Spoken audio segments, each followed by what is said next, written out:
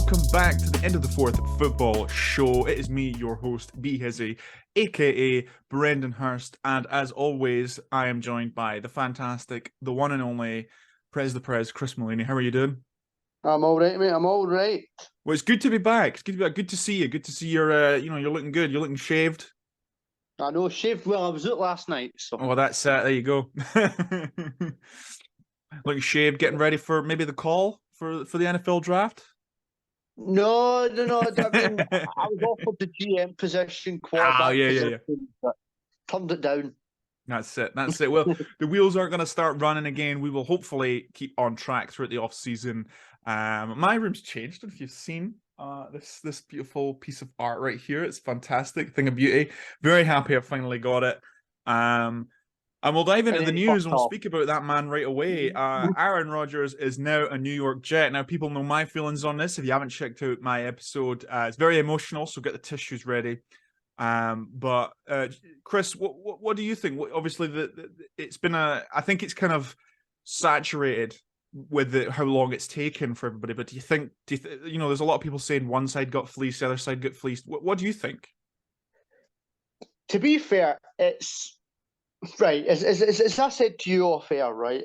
He was the best quarterback, arguably, in the NFC. I mean, you could go around all the others and go, but arguably it was probably the best in the NFC. Career resume, then, yeah, absolutely, sure.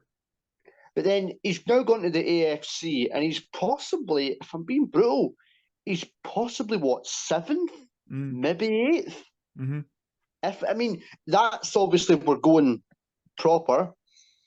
I mean, as I said to you, the Jets have bought a Ferrari and the quarterback. Mm-hmm. Now they need fuel and keys and someone with a license to drive the thing. They haven't got fuel, keys, or a license.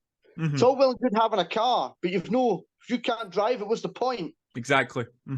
I mean, I don't see him making the playoffs. No? I think we'll go through it later on in the off season, but I've got the Bills in the East with the Dolphins. The North is wide open. The South is Jacksonville. Well, I said that to you. I think there's no worries about that there, Jacksonville. The West is Kansas and the three Chargers. Other pretenders. So I don't want to say them, but Denver's worth a shout. So where does the Jets come into it? I think I have to disagree with you, and maybe I'm biased. I think the Jets definitely are up there now as one of the AFC's superpowers. But the problem is the AFC's got so many superpowers. So I think they'll be competitive. I think they'll be in the mix. But it's hard to see them really beating the Bills to the division. But they could maybe snag a wild card sort of spot, I reckon. I don't. We'll see. I mean, obviously, it depends what happens in the draft.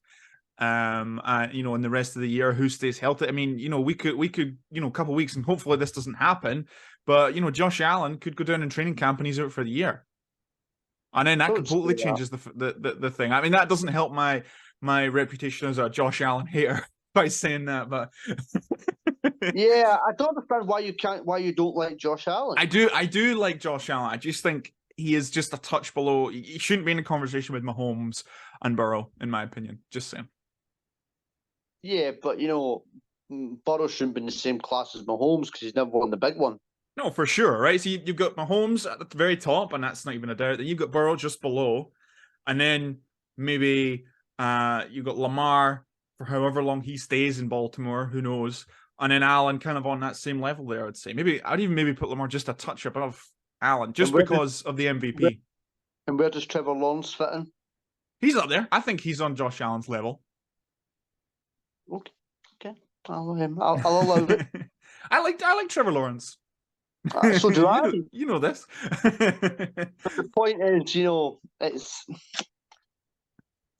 the point is, I don't think Aaron Rodgers will make the playoffs. I really don't. We'll see. We'll see. You've been wrong on this show before, and I've been wrong on this show, so it's going to be interesting. Oh no!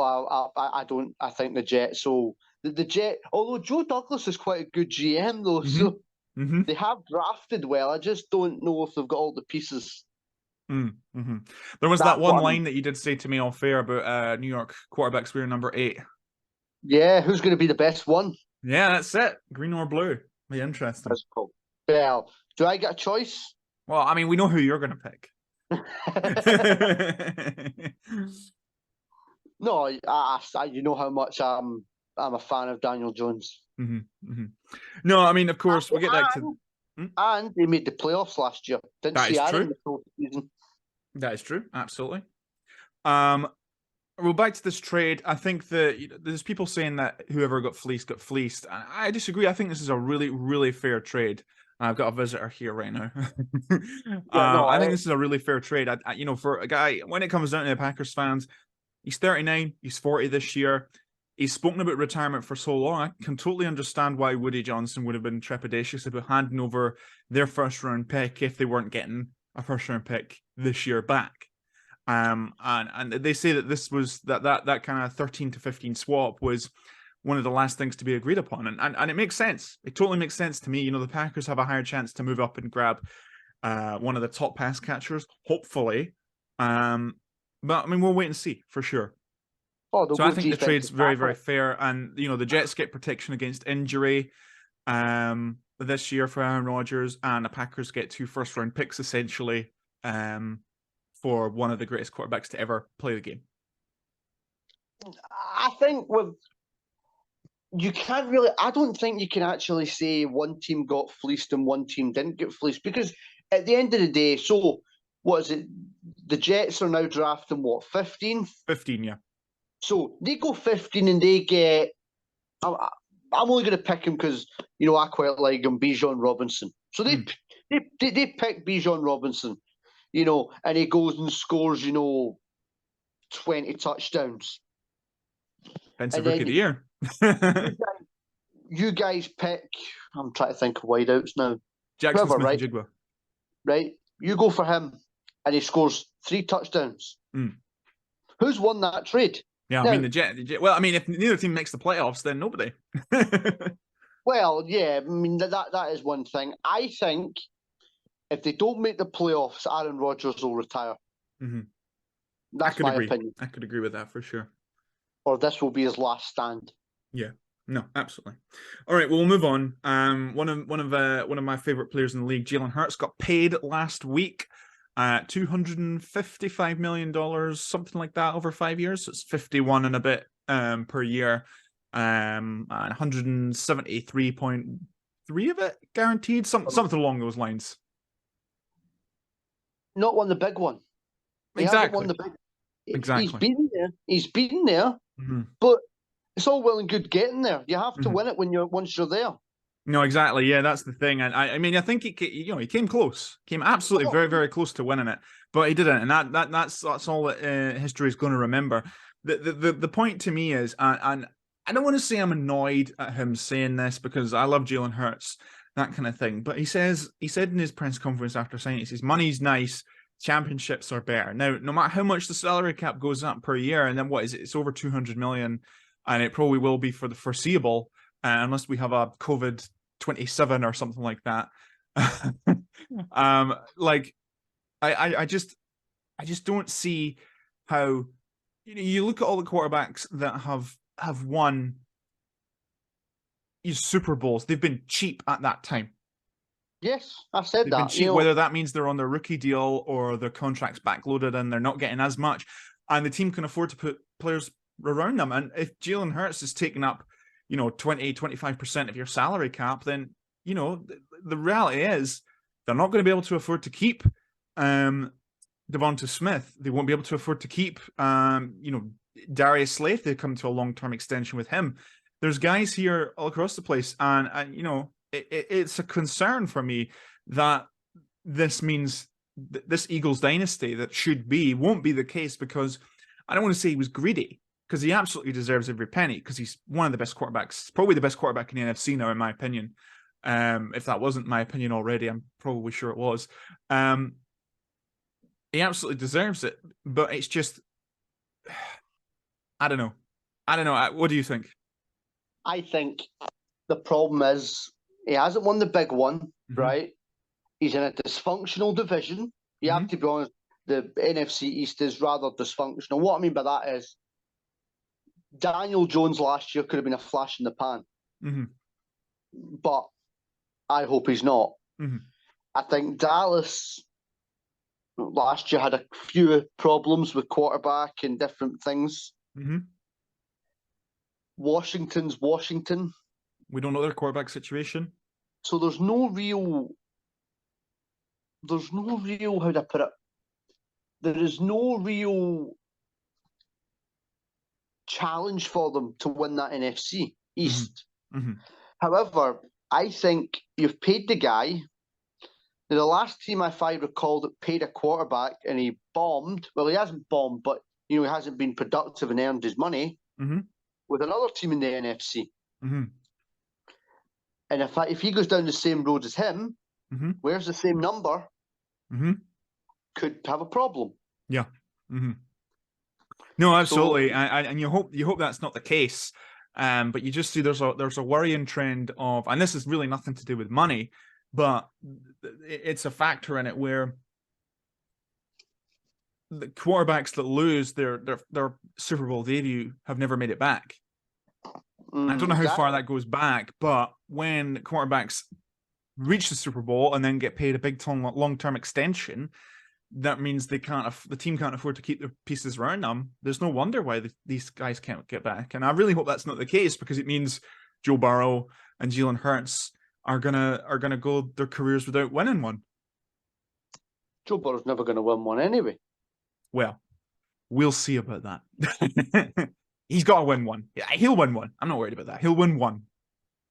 Take his wee pal off him and see what happens. Well, that's the other thing is that's the other kind of domino effect of this Jalen Hurts contract is, teams that are going to be looking to pay their quarterback, Joe Burrow, for example. The Bengals did pick up the 5th-year option. That was a no-brainer. That was obviously going to happen. But it means now, next year, they need to figure out the long-term deal. And it's going to be a lot of money. And it's a similar case where, are they going to be able to afford to keep Jamar Chase around? Or is somebody going to have to take the fall, a guy like T. Higgins? That's it. It's all well and good having superstar receiver 1. You need adequate 2 and one that can catch 3. No, absolutely. And Trevor Lawrence will be, if he continues his improvement, he'll be looking for big money, and he would deserve it. Justin Herbert's another one. You'd like to see a playoff win in there. But it's the fact of the matter is he will get a long-term extension. Yeah, of course they will. And that means guys like Keenan Allen, who I think probably is going to be out the door anyway, but there's guys there that they won't be able to afford to keep. And it's a big factor as to get into the Super Bowl, as we've seen. Tom Brady's the outlier in here, but he didn't take big deals, big contracts. All team friendly. Yep. Partly because his ex-wife was worth $300 million, but that's for another podcast. And she's beautiful.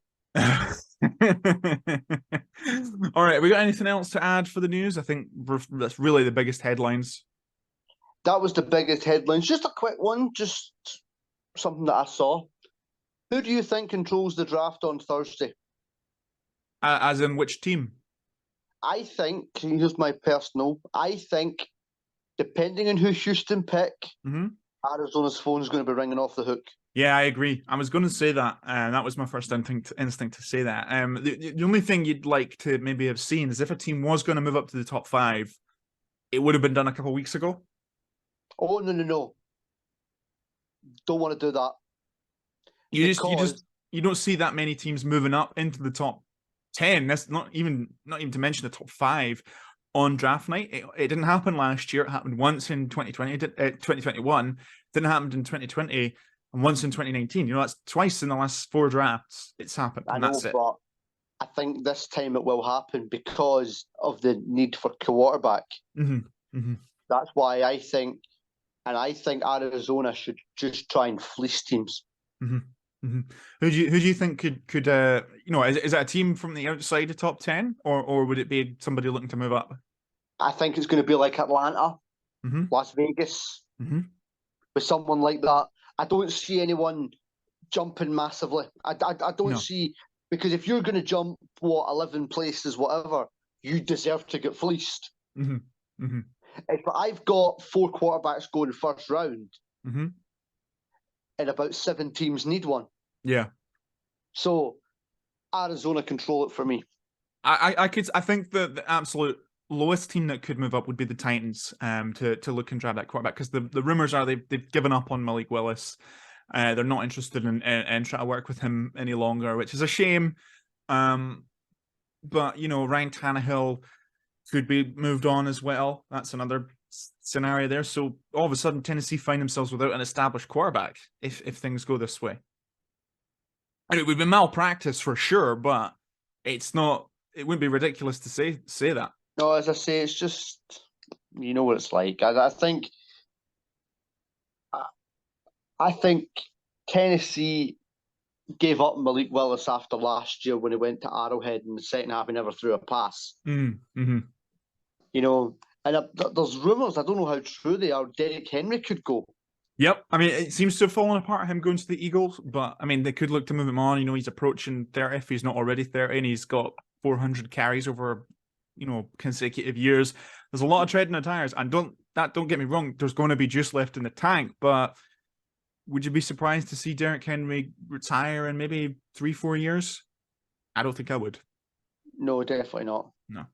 All right, let's move on to our main topic of this episode. We've got offensive lineman chat. I've been of the opinion that offensive line, most important position in football, and people say quarterbacks, yeah, all good.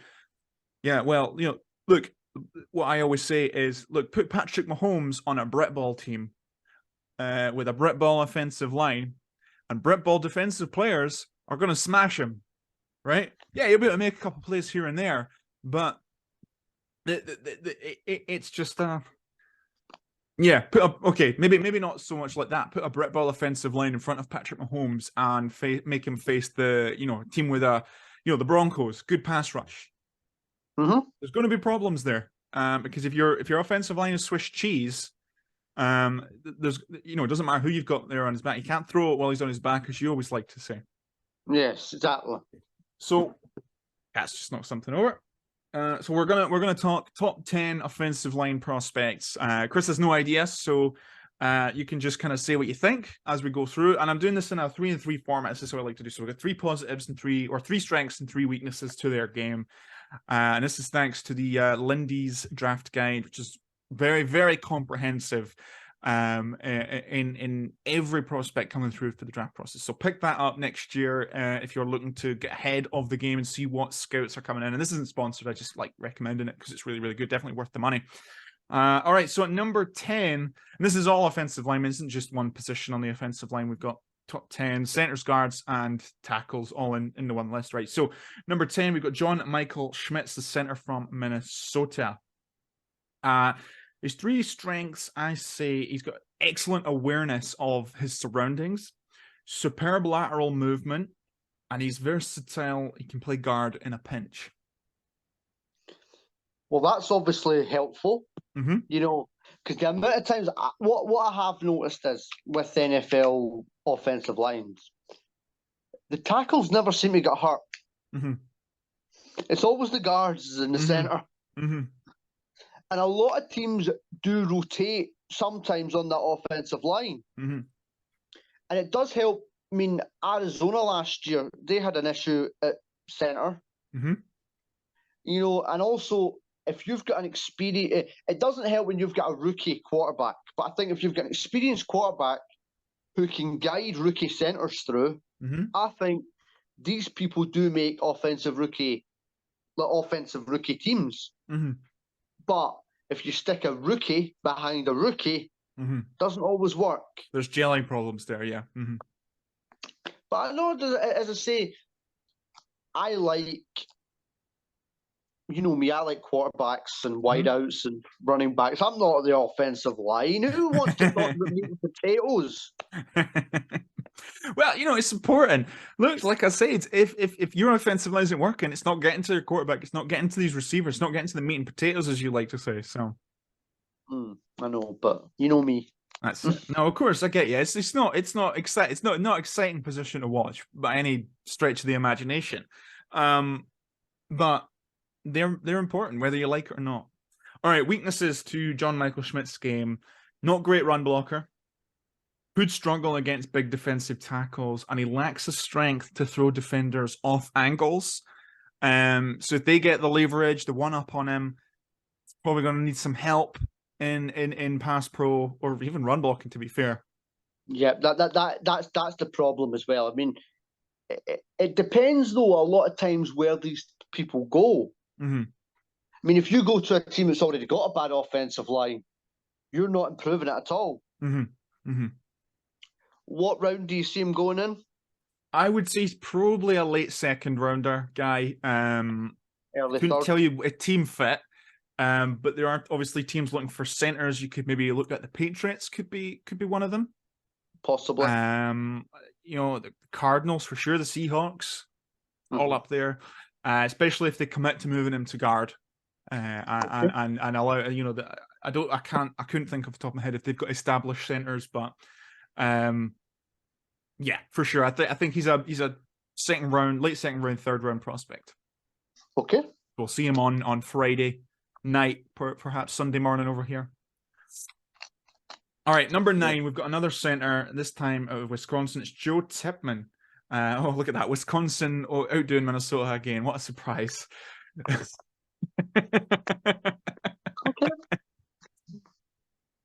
Okay.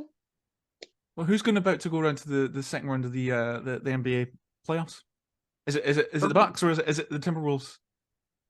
Well, doesn't really matter, does it? Really, Timberwolves get beat. Denver beat them. Wait, what? Did Denver not beat the Minnesota Timberwolves? I think they did. Yeah, they did. They're playing the Phoenix Suns in the next round, aren't they? So, all right. Come on, I like my bouncy. That's my dilemma for Thursday night. I'm on shift. Have both on. I can't. I've only got a choice of one on Sky Go. Oh, yikes! Bouncy ball, hoopy stuff for the draft. NFL draft. Well, get the draft on your phone and have that sat at the side and put the NBA on TV. That's an option. There you go. All right, Joe Tipman. He's explosive out of his stance. He moves like a left tackle. He's got that kind of that movement tight, that speed, and he's got very smart football IQ. Oh, why's my? Oh, technical issues. No, this morning I accidentally put this morning on. Oh. On the weaknesses side, he's got smaller arms than you'd like. Draws holding calls because he's got the propensity to try and save blocks that he's just already lost and their lost cause is gone. And he converted from tackle due to lack of length.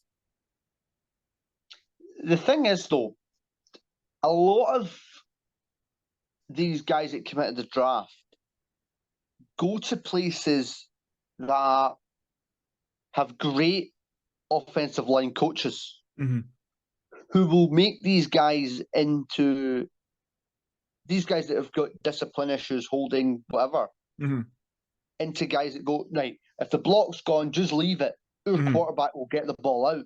Yeah, you hope. Yeah, I mean, yeah. But sometimes it's actually better just to get the ball out and take the 15-yard roughness, roughing the passer penalty. That's an option sometimes. Absolutely. I mean, you're going quarterbacks have the awareness to throw it in the dirt at the very least, So exactly.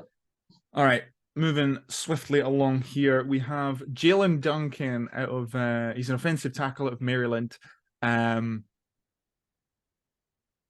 Wide, strong base. This is very good. He's got the lower body strength to kind of keep his base ready against kind of really all competition. He's got great balance to beat the initial contact from the defenders, and he's got the ability to bully linebackers to the ground if they come off balance, which is what you want. If a linebacker falls on his arse, he's got no impact on that play, and it's next one for him. But on the same thing, he's coming for you on that next play, so you need to be ready. Exactly. That's the thing. His wingspan could potentially have him move to guard. A lot of smaller arm length quarterbacks, offensive linemen in this draft, that you would see maybe don't play the same position they played in college. His lateral agility is below par, and the guy he doesn't have that speed to recover if he gets beaten. But the good thing is he doesn't have, I suppose I've not seen too much that he has, he gets overexcited and tries to save something lost and results in holding calls.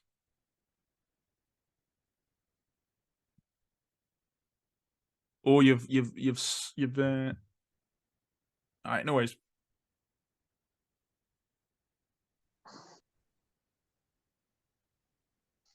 Right.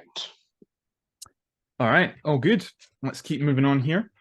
We have Darnell Wright, who's kind of flown up the draft boards in the last couple of weeks. He's really been given a kind of first round prospect. Maybe bottom of the first round. You could see. I was going to say bottom, yeah. Yeah. So he's put as a guard here from Tennessee, but you've seen. I've seen him. He could be a tackle. You get the versatility to play there for sure. Right tackle. That's the thing. It's like you're never going to see a wide out go tight end.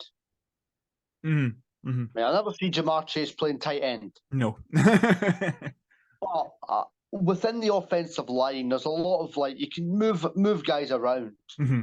It's just about the kind of fitting out hand-eye coordination at that point. If you move the left tackle to right tackle, he's just got to, and this is simplifying it and making it seem very, very easy, and it's definitely not. But these guys are capable of doing so. The hand, the way they work their hands works slightly different if they move from one side to the other. It was like if you can imagine, you brush your teeth with, whatever your dominant hand is. The equivalent of an offensive lineman move from left tackle to right tackle is you brushing your teeth with the opposite hand. And maybe that's dismissing how difficult it is, but it's that similar way of how they say doing that makes your brain think, and it's a good way to start your morning is by brushing your teeth with your non-dominant hand. Thank you for that. Yeah, Michael. I mean, it's not something I thought we'd be discussing on today's show, but it's there. It's definitely up there. Okay, that's very strange, but okay. Right. Yes, Darnell Wright. Hmm? We do go into weird things at times. Well, yes, it is true. We were talking about wrestling action figures a couple of weeks ago, so who knows? Yeah, Darnell Wright. He's got the versatility to play right tackle, good in run blocking, and he's proven against top SEC competition. He's playing guys from Alabama, Florida, maybe not so much, but they're still top quality competition. That's it. I mean, when you're in that SEC, that's the sort of prime. You want to be there. For sure. Yeah. The weaknesses for Darnell Wright is center of balance could be a little bit of a concern. He's got aggressive tendencies that may need to be kind of dialed back just a little bit. And he's a subpar athlete. And I know you're not expecting a world beater like Usain Bolt speed in terms of athleticism from an offensive lineman, but you'd want a little bit more, kind of juiced out a little bit quickly. But I mean, it's all things that can be taught. The good thing is, I'd say that weaknesses in an offensive lineman game are probably the easiest thing that can be corrected, and corrected quickly. Yes, definitely. Well, because when it comes down to it, is you don't fix it, you don't have a job, pal. So, well, that's one way to look at it. It is one way to look at it. All right, let's keep going on here. We've got Cody Mauch. I think I'm saying that, Mauch. He's a guard out of North Dakota State University. And typically, I think that's the FCS. I always get the two mixed up. One's the FCS, the other's the FBS. See, this is the thing with a lot of these guys within the draft. Sometimes we don't see these guys a lot before they come into the NFL.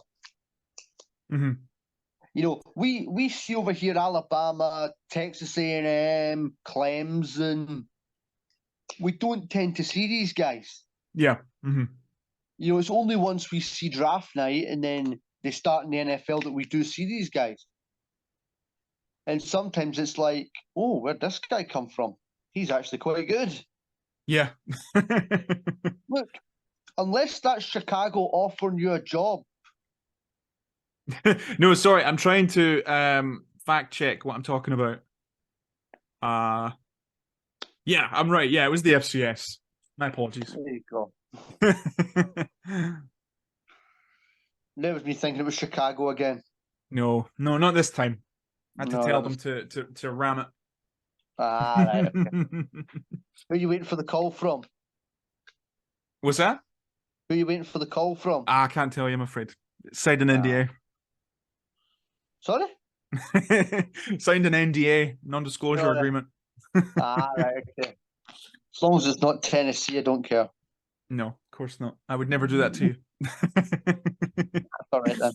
All right, let's keep going here. We're at number 5. We'll take a break after this, and then we will hit the top 5, and then our guys from each position for this draft class. We've got Andrew Voorhees, and a guard out of USC. He's got a big, broad body type. He's got surprising speed at the second level, and he's a very good run blocker as well.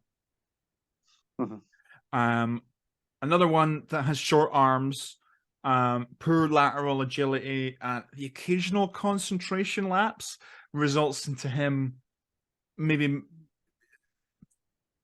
I don't know, maybe missing a guy, that kind of thing. Okay. Missing the right, making the wrong kind of block, and oh well, there's a free gap right there for a rusher, and that's a 3-yard loss. But yeah, that was it. I was surprised. I think we got through that pretty quick, so I'm happy with that. All right, we'll take a short break, and then when we're back, we'll hit the top 5, and like I said, the rest of our guys.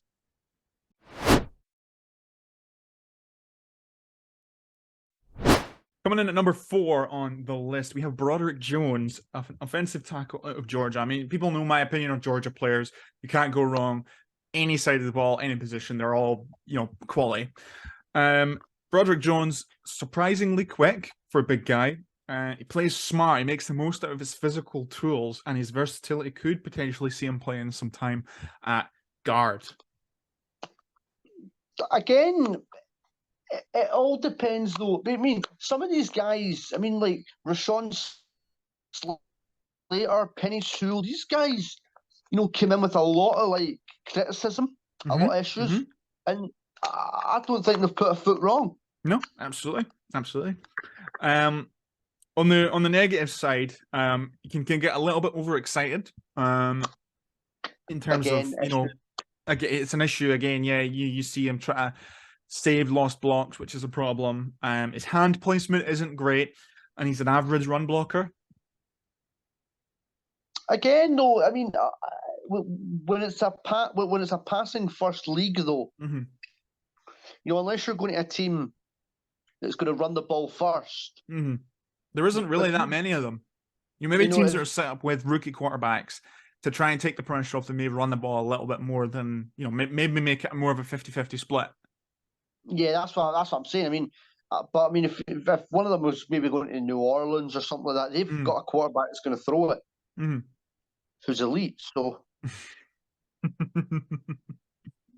all right. Well, moving on from that remark, we've got Peter Skoronski, the offensive tackle from Northwestern. Many people saying he's the best in this draft class. Can't say I agree, but still very, very good. He's got great body control. He's got flexibility in his lower body, and he takes very smart angles for defensive, rushers. I have him going number 10. Yeah. No, absolutely could see it for sure. I just think that there's more, the guys above him, I think, are more of a sure thing. He's undersized by NFL lineman standards, may project more as a guard. The problem with the arms, again, it seems to be a constant problem in this year's draft class with offensive linemen. Just short arms length problems. Average power to really push back against defensive tackles. And it can be easily tripped as well, especially in the second level. That word annoys me, size. because you don't have to be 7 foot to be a fantastic basketball player. No, for sure. You know, you don't have to be, 2'6" to be a fantastic jockey. Mm. Size is nothing. Size matters in only one place, and that's the bedroom. Now let's move on. So another comment we need to quickly move on from.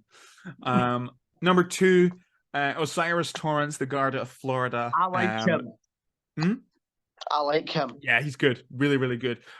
Huge frame, huge hands, which, is kind of the by and large point of what you want from an offensive player or an offensive lineman. He plays excellent with his weight, and he's 347 pounds. These guys aren't pushovers. The guy, yeah, literally not a pushover. And he's got high energy needed on every down to to punish lazy defenders. So you can kind of trust him to be the backup and almost a contingency plan if you're helping out a kind of more limited, offensive lineman, maybe a rookie guy, maybe a couple down the line. Yeah. Maybe 5 years down the line, Osiris Torrance is probably going to be pound for pound the best offensive lineman from this draft class. I would possibly say so. Yeah. He's the weaknesses side, and there's not many. These things aren't huge. He's kind of a little bit, just a tick too slow to play tackle.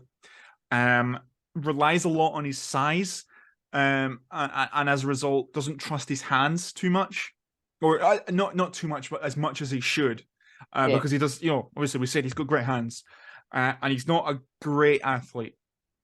No, I'll give you that. But all right, and the number 1 guy. At 347 pounds, I'm not expecting a whippet. Yes, no, exactly. And then the number 1 guy right now coming out this draft class, we've got Paris Johnson, the tackle from Ohio State. And the people, they say the tackles are really the positions you're looking for, especially for quarterbacks on their blind side. Paris Johnson is probably the most polished right now. He's got great length and build. He played guard and tackle for the Buckeyes, so that's really, really good, proven at both those positions. And he's another one who's really, really explosive out of his stance. Okay, that's the thing. I mean, if it's a guy coming from a big school, Ohio State, Alabama, Clemson, you're expecting these guys to hit first go. It's when it's a guy coming out of somewhere like, no disrespect to Josh Allen, but like Wyoming.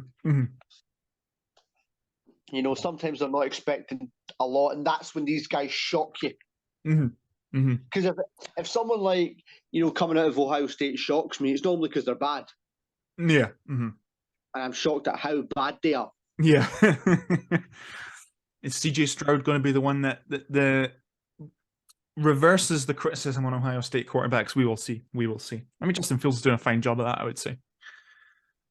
And finally, to kind of finish this off, we've got Paris Johnson's weaknesses. He's got a thin lower body, and that's a problem. That'll be a problem against bigger defensive tackles. Aaron Donald's going to capitalize on that, TJ Watt, that kind of thing. His hands aren't great, and he sometimes goes missing as a run blocker. But again, like you said, teams generally are going to be, it's a pass-first league. It's not as much of a concern as it would be if it was, struggling in pass protection. Exactly. All right, so you let us know if I'm wrong. I'm sure I am. I'm sure Osiris Torrance is the best. Maybe Peter Skoronski is the best. But let us know down in the comments or on Instagram, that kind of jazz. And we will now finish off with our guys for each position in this upcoming draft class. These guys we just want to succeed. We're just drawn to them and just want to see them do really, really well. All right, at quarterback, I have Anthony Richardson at Florida. Who's your guy? Will Levis. Will Levis, yes, that was of course. Your running back, I've got Jahmyr Gibbs of Alabama. Wouldn't be surprised if he also went in the first round, to be quite honest. I want Bijan Robinson. Yeah, for sure.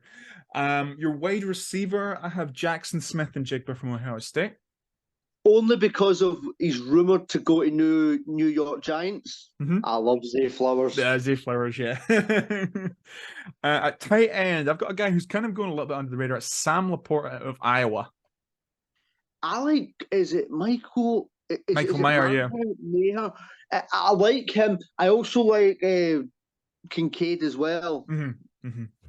He's just a Again, little bit too old. it's it's going to depend where a lot of these guys go, though. You Yeah, know what I for mean? sure. On the offensive line, my guy's Osiris Torrance. Peter Skoronsky. No, fair, fair. On the defensive line, I have Tyree Wilson out of Texas Tech. I had to flip a coin here. I actually like Jalen Carter, but of Mhm. course, personal issues. You know, that's why he's not going as high as Will Anderson or guys like that. Who was your other guy for that? That was it. It was Will Anderson, Jalen Oh yeah, Carter. well, yeah, of course. Sorry. I like I that like guy Jalen of Carter. Kansas State. Just as an honorable mention, that Felix Anadikinoso, I think his name is. What, 7 million points in Scrabble? Well, yeah. um, Linebacker. Here's a name: Henry To'o from Alabama. Shit, was that? Did I do that one? Wait a minute. No, Branch. Linebacker. Oh, linebacker. Sorry, give me 2 seconds because I never did that one. I brushed over it. Give me 2 seconds. I actually wrote all the positions out and then glossed over it. Give me 2 seconds. We'll circle back to that one for me. That's fine. Well, your defensive back will be Brian Branch. Yeah. My Because guy's he's going to Jordan Battle. Jacksonville. So his partner. On you go then, And right? Next one. The Crimson Tide secondary. I've got his partner Jordan Battle. In the secondary, I've actually gone cornerback. I like Christian Gonzalez. I also like Witherspoon as well. For sure. So, and then finally, you didn't pick these two, but I did kicker and punter as well because they are important regardless. Jake Moody out of Michigan and Michael Turk as my punter for Oklahoma, partly because he did go to Arizona State, but he did transfer obviously. But see, this is the thing. I have no issue with guys transferring. You know, you can transfer if you like. You know, of course, I never transferred. You know, I didn't. If you're not transferring, it's because you're not good, and you don't have any other options. That is a shock. I've just seen in a mock Bijan Robinson going number 8 to the Falcons. Yep. That would be huge. Minnesota trading up to 10 to take Anthony Richardson. We did have that in our mock, but Anthony Richardson fell, and that was kind of before all the buzz about him kind of really hyped up a little bit. So, did you manage to find your linebacker for your guy? I did actually. Yep. Because I would like to see him in the same defensive line as Micah Parsons. Clemson, Trenton Simpson.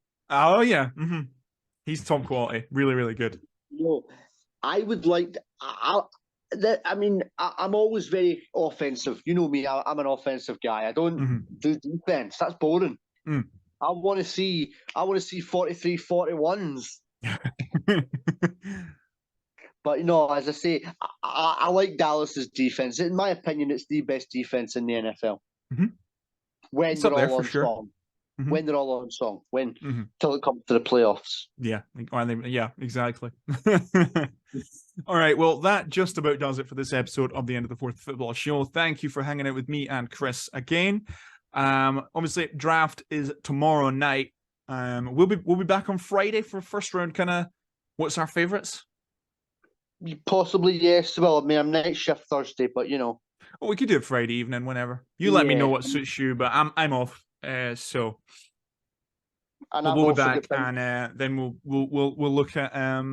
Regardless, we'll be back next week at some point, talking something about the draft. And I've got bouncy ball hoopy stuff tomorrow night. You know. That's true. That's true. Boston, Atlanta. Boston, Atlanta. You're a Celtics fan, eh? I do like them. I also quite like, the Lakers. I don't know why. LeBron. Well, yeah, he's the king. There you go. Exactly. Yeah, it's not many people that use sports podcasts and tend to agree on that. I don't think, but mainly because it's old men that all just watched Michael Jordan. Well, that's it. I mean, LeBron's a better player than Michael Jordan could ever hope to be.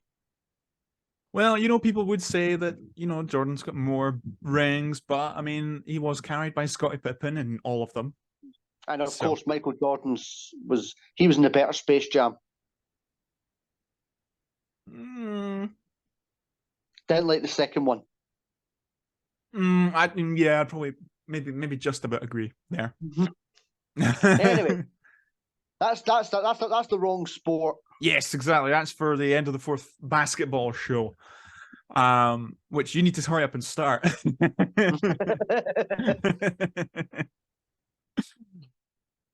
All right, well, yes, that'll just about do it for this episode. Make sure you check us out whenever we're back. I'm sure it'll be Friday. If not, it'll be next week. But yeah, thank you again, and ciao for now.